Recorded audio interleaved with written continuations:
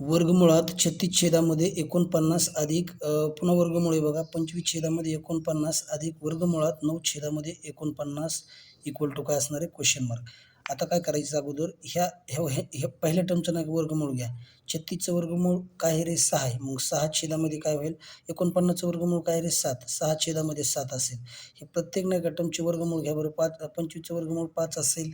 छेदामध्ये 49 आहे म्हणजेच इथं 7 असेल. हे प्लस 9चं वर्गमूळ किती असते रे 3 छेदामध्ये काय रे 49 म्हणजेच त्याचं वर्गमूळ आहे 7. बघा छेद नाही का इक्वल आहे. छेद समान आहे. मग अंशाची जी क्रिया दिलेली आहे ती करायची असते.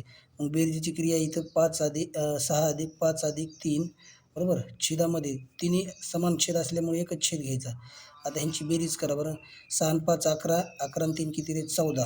14 छेदामध्ये हे 7.